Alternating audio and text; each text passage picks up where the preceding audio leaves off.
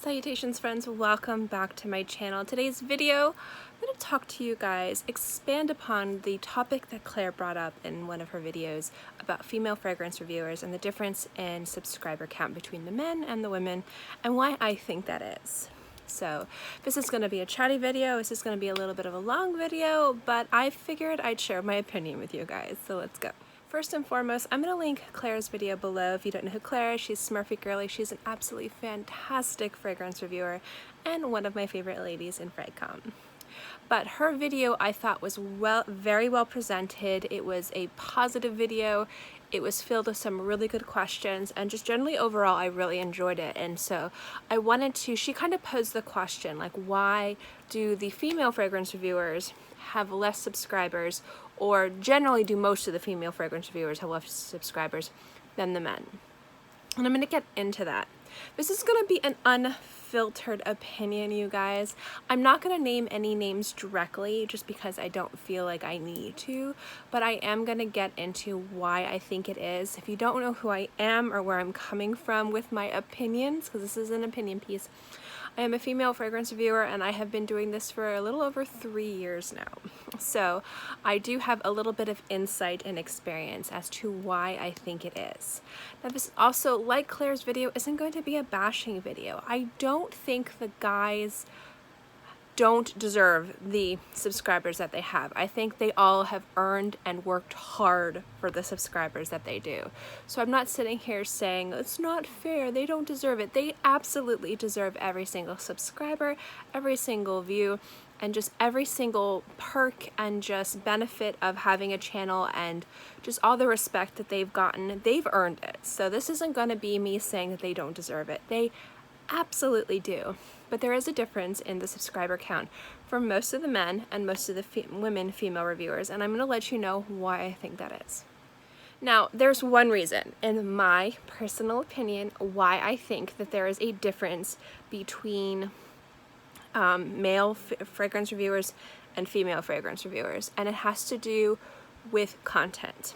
Our content as women generally is vastly different than the guys. In fact, the two fragrance reviewers that are female that have the most subscribers and have a lot of subscribers, their content is actually more similar to how the men review fragrances than the other women. But I'll get into them in a little bit at the end of the video. In a lot of cases, and I think Claire put this pretty well, and I'll just sum it up in my own words, I think female fragrance reviewers are a little bit more comfortable, we're a little bit more casual. You kind of feel like you can sit down and chat with us, and that's what I love about the female fragrance reviewers. There's just something really relatable and personable about us, and it's something that I've really come to admire. Now, that doesn't mean that just because we might seem to be a little bit more casual than the guys, that we don't take our channels very seriously, or we don't have the same level of experience and passion and investment in our channels and our collections that the guys do.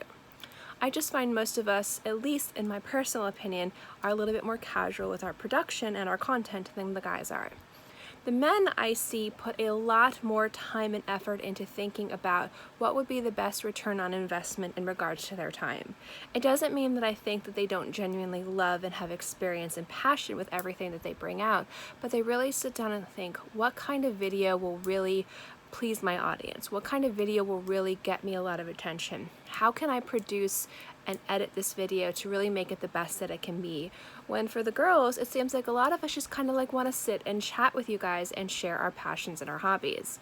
That, in my honest opinion, is the biggest reason why I think that there's a difference between the male fragrance reviewers and the female fragrance reviewers. But there are other things that go into it as well.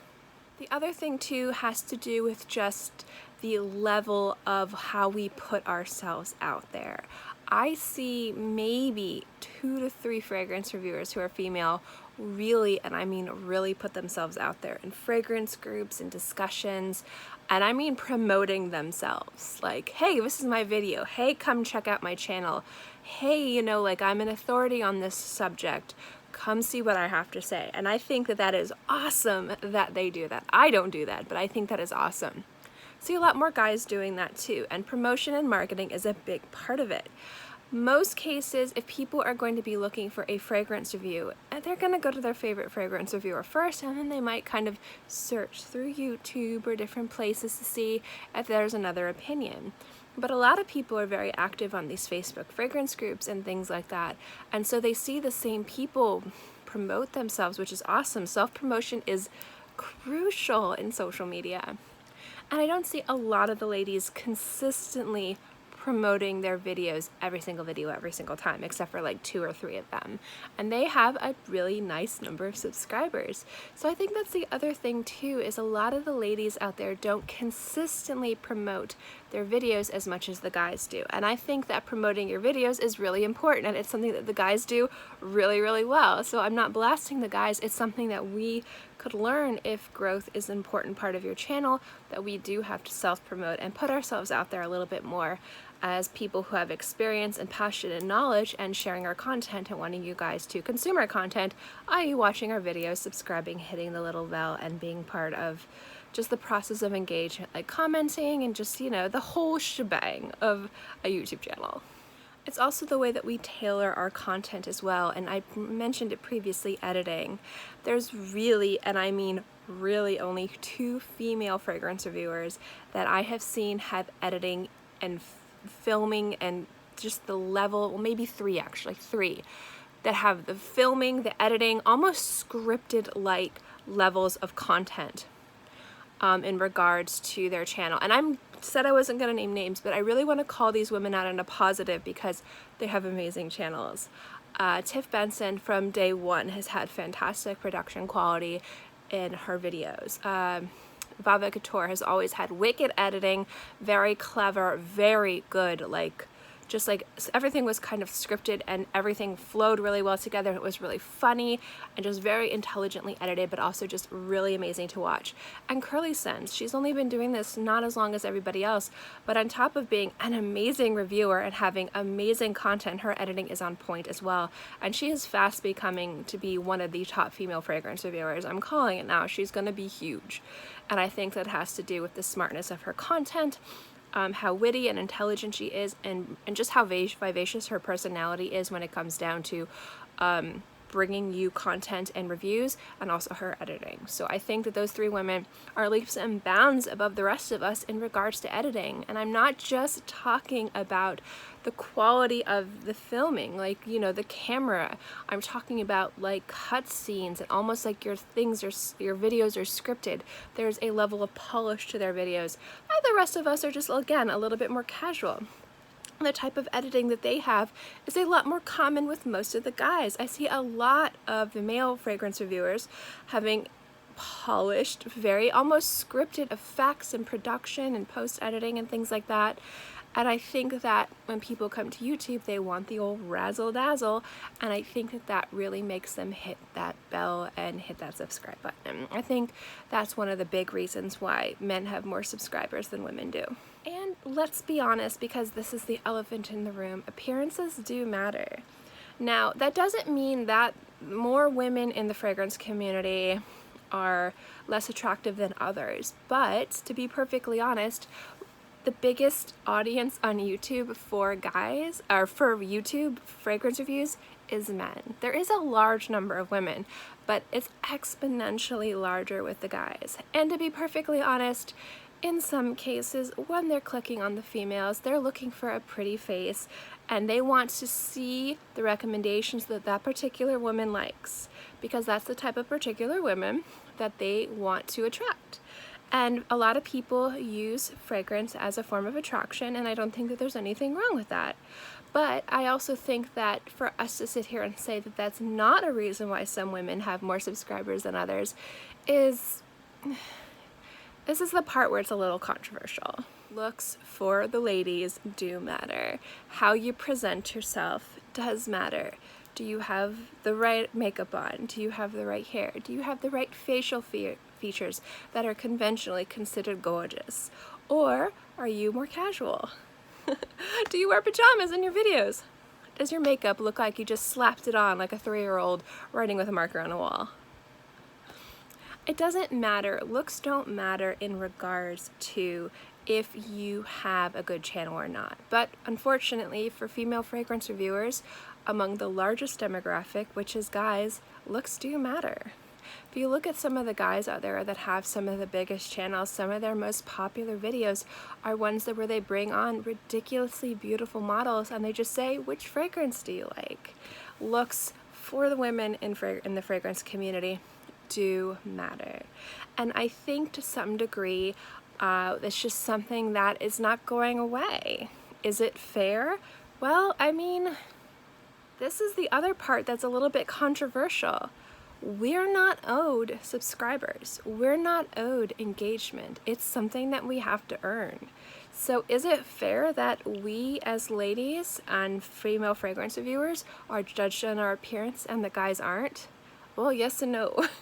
It depends, because the people who are subscribing to these channels are taking their time out of their day to sit through a video that they could be doing anything else that they want to do. And if they don't want to look at somebody that they don't particularly find as attractive, I think that it's a little telling, but I don't think that it's bad. I just think it's social media. We're putting ourselves out there in social media, and looks play a huge part. Let's look at some beauty gurus, for example. I'm not going to name names, but there's some beauty gurus out there who are so ridiculously beautiful but aren't that talented in regards to the creativity that they use to create makeup looks, or even how they present themselves with their reviews. They're not very good at describing what, why, how this is a good product or a bad product, but they're beautiful and they're great faces for the product. And then there's people out there who are not as conventionally attractive, and they are putting out some of these sick works that are these crazy creative, just really beautiful looks, well blended. I mean, you know what I'm talking about with eyeshadow looks, like well blended, unique, artistic, just crazy looks, and they're getting like nothing. Like their channel is dead because they're not as conventionally attractive as the other person. And I think that being attractive does play a part, because again, it's the old razzle dazzle, looks in this type of media, in a visual media, do matter, and for women most especially. And that's not saying that the ladies that don't have as many subscribers as the ones that have more are less attractive than the others. That's not what I'm saying. But there is something to be said for symmetry of face and specific features that the general populace likes more than the others, that some women have in more abundance than other women. And I also don't think that there's anything wrong with a woman owning her beauty. If a woman owns her beauty and she takes control of it and she wants to use it to further herself in an industry that requires you to have beauty to further yourself, I think it's fine as long as it's her choice and she's in charge of it. Just like I don't think that there's anything wrong with a woman who wants to be more casual and maybe not be so glamorous on camera and just says to herself, I'm doing this for fun, I love it. Or I'm doing this to be serious and I'm taking myself seriously, but I don't want to conform to that. And there's nothing wrong with either. As long as the lady is in control of her own autonomy and her own appearance, and she alone is the one reaping the rewards, I find that there is nothing wrong with however she wants to present herself on camera. But just understand that one is going to gain you more subscribers quicker than the other. And while we're on the subject of subscribers, let me give you my personal opinion and a little analogy on subscribers.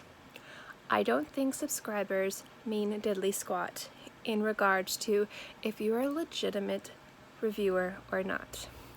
I think that you have to look at somebody's content, you have to look at the body of their work, you have to look at their passion, their transparency, just if there's somebody that's respected, somebody who's devoted a lot of time and effort and money. And in a lot of cases, those positive attributes do translate to more subscribers. But it doesn't mean that just because somebody has a lot of subscribers that they are an authority over somebody that has less. Say someone that has 1,000 subscribers over someone that has 10 subscribers. A review at the end of the day holds the same weight. And I like to view it along the lines of you have a billionaire and you have a kid in high school with his first job. A billionaire has been working for a very long time and has earned a vast amount of wealth. And they want to go to the dollar store and want a bottle of water, so they spend $1. The kid who is just starting out and wants to go grab a bottle of water before he takes the bus for his first job goes and buys that same bottle of water for $1. So that store, that dollar store, which person's dollar is more important? They're both the same. They both bought the same product with $1. At the end of the day, it doesn't matter if the dollar comes from a billionaire or the dollar comes from a kid starting his first job. They hold the same value. And in my opinion, and you could completely disagree with me, that says the same, that should be the same for reviews on YouTube in regard to fragrances.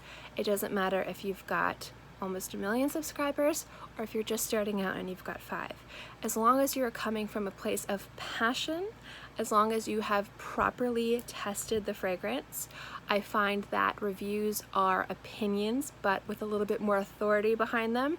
As long as you're being honest about how you give your review, I think every review holds the same weight. Some people agree with me and some people don't. But don't ever think that just because we as women have less subscribers than men, that means that we're not valuable in this community to the same degree, because our voices and our opinions have the same weight as the guys. We might not have just figured out exactly the right way to tap into it to make more engagement and to get more subscribers. But just because somebody has more subscribers than you does not mean that they're a better reviewer than you. At the end of the day, it's all how you want to take your channel and move forward. And I mean that. Some people are more ambitious with their channels and some people are doing this as more fun and as a casual hobby on an industry that they're absolutely obsessed with. However you want to run your channel, men or women, is completely up to you, just like how I believe women have autonomy to their appearance however they want to look. But do know that there is a bit of a formula to have more views and more subscribers than others, and most of it has to do with production and just content in general. Top 10 lists, making sure we're reviewing hyped fragrances, maybe the length of video between like 3 to 5 minutes rather than less or more, the type of editing that you have, your release schedule. For women, your appearance. There's a variety of different ways that you can pretty much just print subscribers, like print money. But to be perfectly honest, I find that if you want to be successful on YouTube, there is some compromises you're going to have to make to your content if that's not the type of channel you want. And you see that with some people as well. They start off reviewing this type of stuff and their channel isn't growing so much, and then they do 1 or 2 types of videos and then they realize their channel takes off and then they kind of abandon that for the most part and they do this and they grow and they grow and they grow. And I don't find that there's anything wrong with that either. Again, these channels are hard to run. It takes a lot of effort, a lot of time, and a lot of money. Even the people that have 40, 50, 60, 80, 100 or more thousand subscribers, our equipment isn't free and our time isn't free. And in a lot of cases, we're purchasing things for our channel. So that we are investing a lot of time and money. And if something that is important to you is growth, I don't think that there's anything wrong with tailoring your content to get the biggest return on investment, which is more subscribers and engagement. In any case, at the end of the day, I don't think that there's any insidious reason as to why females have less subscribers generally than the guys do. I think it just has to do with our reviewing style and our production quality. And unfortunately, looks do play. And I think when I say looks, it has to do more with being more glammed up and less casual. So if you want more subscribers, maybe put on a little bit more lipstick. I don't know. I hate saying that, it makes me feel gross, but unfortunately, when you're putting your face to visual media, it is something that does play a real part. And so I know that's going to be controversial, and I know a lot of you guys aren't going to like me saying that, but again, it's the elephant in the room, and I'd rather it come from me. I'd rather it come from a female reviewer who's been doing this for a long time and realizes that that is unfortunately how this game works. Does it make it wrong? No. But kind of look at, how do I put this? News anchors. That's what I was gonna say. Look at news anchors. You're watching the news. The news anchors out there are reporting on some terrible crimes or the economic crisis. But the ladies still have to have their hair done, the right wardrobe, and their makeup done, because they are a commodity. So are the guys. The guys are a commodity too. They have to do it as well. It's just girls, our routine's a little bit more blingy on the face than guys are normally. It's just part of the game. It's part of the industry that we're in, trying to do reviews and putting ourselves out there, and it is something to consider. But I don't think it's the end-all be-all. I think honestly, and I mean truly honestly, it comes down to production and content. I also want to say that the guys in this community, the other reviewers, have been so amazing in regards to just supporting the female reviewers, bringing them on their channels, giving them opportunities, and shouting them out. I've seen a lot of different reviewers, from the super high subscribers to low, just really always being supportive of the female reviewers. So I definitely have to say the guys in our industry rock. But, you know, this is just my opinion. I'd love to know what you guys think though. This video was something I'm not sure if I'm going to put out, just cause like whenever I talk about the appearance of women or just the appearance of people, I always feel so about it. But again, it is something that does play a real part. So maybe I'll ask you guys on a post to see if it's something you guys want to see or not. But in any case, guys, let me know what you think, honestly, in the comment section below. And definitely check out Claire's video, Smurfygurlies. I will have it linked below. In any case, guys, thank you so much for watching this video. I hope you enjoyed it, and let me know what you think. All right. Bye.